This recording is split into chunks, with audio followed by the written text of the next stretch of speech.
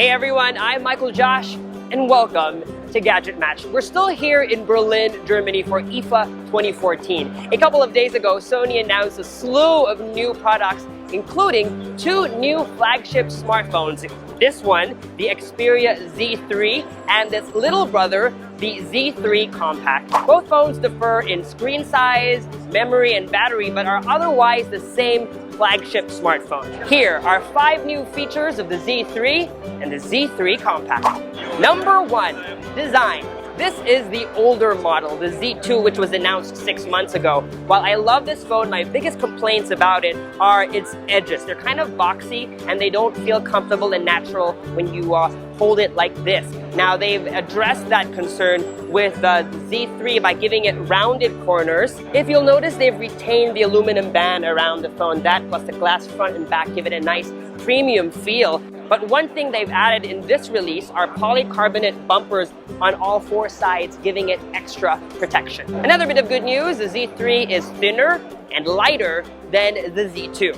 We've played around with the original Xperia Z, the Z1, and the Z2, and can fairly say that this time around with the Z3, Sony has finally hit the sweet spot in terms of design. Second new feature is a better camera. If you take a look at the spec sheets of the Z2 and the Z3, you'll notice that both still sport the 20.7 megapixel main camera. Now, if on paper they look like they're even, there are little and big differences. The little difference, the Xperia Z3 has a slightly wider lens on its main camera, 25 versus 27 millimeters. The big difference, ISO. The number is 12,800. That's as high as you can go in terms of ISO on a smartphone today. To demo this feature, Sony set up a box with a pinhole. You take a photo with your old phone, and the photo looks like this. And then you take another photo using the Xperia Z3. Here's what the photo looked like. The real-life application of this is that you can take better photos in low light and even in the dark. New feature number 3, the spec sheet. Let's take a look at how the new Z3 compares to the old Z2 in terms of hardware. It's a bit disappointing that Sony didn't put in the new Snapdragon 805 processor on the Z3 when it's already present on most of the new flagships announced recently.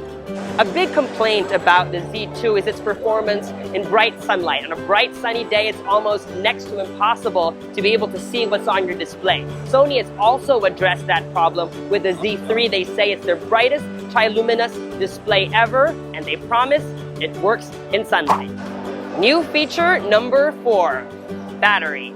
If you take a look at the spec sheet, you might end up confused because the Z2 has a slightly bigger battery than the Z3, but Sony says this new phone can last up to 2 days. Now, whether or not that's true, they've also introduced a new mode called Ultra Stamina Mode. If you're an existing Xperia user, then you'll be familiar with Stamina Mode, which prolongs the life of your battery, but it doesn't really do much. Earlier this year, Samsung announced a feature on their S5, which was called Ultra Power Saving Mode, that dramatically improves the life of a dying smartphone. Sony hopes to replicate that feature with Ultra Stamina Mode. New feature number 5.